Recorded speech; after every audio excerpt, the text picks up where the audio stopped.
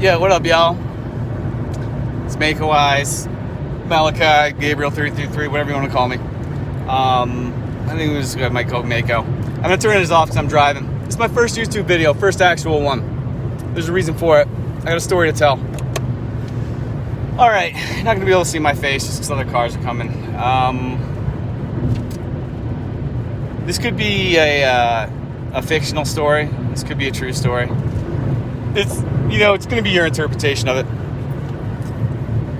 So, this dude, he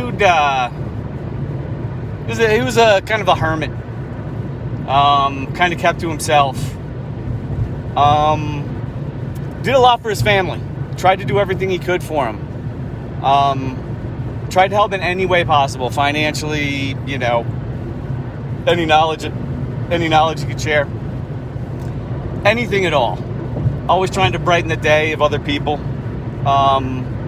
He never really had too many issues of his own. I mean, he did, but he would always solve them himself because nobody really likes to have problems that can be solved by an individual shoved on to them from another person, if that makes any sense. Hopefully it does.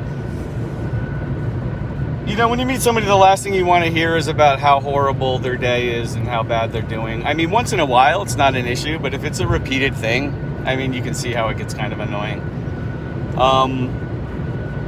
Especially when it's problems that they bring upon themselves and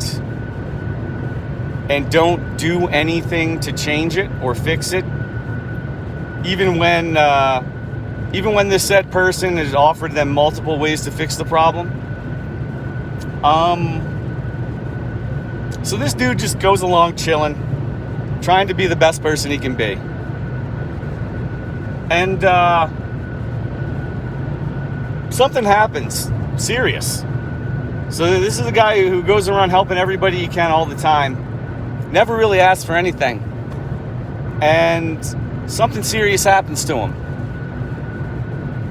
And the serious thing is one day, his house got broken into under some very strange circumstances. This dude used to like to get up early and make a cup of coffee. Actually, probably like 3 cups of coffee, and he'd pour it into a Cumberland Farms cup that he would reuse all the time. Well, he would reuse it until the inside started getting brown spots, and then he'd go buy another Cumberland Farms coffee and drink that and then use that. Anyway, he used to like to go around on especially weekend mornings when he didn't have to work. He'd go for little cruises, have his coffee, smoke a bowl, smoke a cigarette.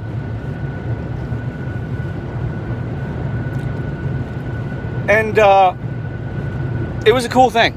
He used to have a good time doing it. It was a nice way to spend the mornings. Good kickstart to the weekends. It was chill. Lots of good scenery where he's from. Backwoods type area. Just cruise the back roads. Sometimes he'd run into... sometimes he'd get lost. And this one particular day he got lost. And he had to pull up his GPS. And he realized that he was really close to a town that he was familiar with. So he followed it to this town, and when he got to this town, he noticed a lot of people that looked incredibly familiar, but out of place. Like, strange people, some he even worked with, and family members and direct contacts of this fella's ex-girlfriend, who we haven't seen in a really long time. So he's like, oh wow, this is just a crazy coincidence. Like 30 people that this particular dude's seen before are on the same street at the same time with someone who's associated with them who wasn't knowing that who had no clue that they were going to be there. Also the same, probably about a minute or so after he turned his GPS on. This particular guy had been having problems with his phone for a while, too. He said something was weird with it. I don't know. Like someone might have... He said someone may have hacked his passwords or something like that. I had never had it happen before, so I didn't know how to respond. Anyway, he had never had it happen before either. So it was a interesting thing, and I couldn't really help him out with it. Anyway, the GPS thing correlated to what he said. It kind of made me think. And he's like, and I'm like, so you saw people from where you work on this street? He's like, yeah, 3 or 4. Almost positive it was 4, he said. And family members of your ex-girlfriend, I asked? He's like, yeah. Family members of my ex-girlfriend, the same street, the same time. You mean that ex-girlfriend that used to work with those 4 other people that you say you saw on the street? He's like, yeah, quite the coincidence, huh? And I'm like, okay, well, go ahead. What happened? He's like, well, I saw the 4 people I worked with at like this cafe on the side of the road, and everyone else was kind of on the street trying to get my attention. And then out of nowhere, a black wedding car, like a bride car. Wait a minute, a wedding car? Yeah, it was like a black car decorated with like the bride inside. So like it had like follow me on it and a bunch of hearts painted on it. And there were all sorts of fucking decorations and shit, whatever they do for weddings. And he tells me, dude, it caught my attention big time. Not because of the wedding car, but because of who was driving it. I'm like, who's driving it? He's like, it was my ex-girlfriend's dad. And I'm like, wait a minute. How many states over are they from? 2 states over, long ways away. He tells me they're from Connecticut, like almost a 3-hour drive away. I'm like, oh yeah, how far away from work or from where they lived were those employees that you work with? And he's like, probably like 2 hours? I'm like, it's kind of weird that they'd all get together just to go to some strange cafe 2 hours away, right? Yeah, that's definitely strange. That's why I'm telling you about it. I'm like, okay, so what happened after that? He's like, well, you know the girl that I talk to you about all the time. The one I'm obsessed with. The one I've been waiting for my entire life. I thought it was like a wedding parade or something. I had no idea what was going on. And this car still like pulls right out in front of me, says, follow me. So I'm like, okay, let's follow the car.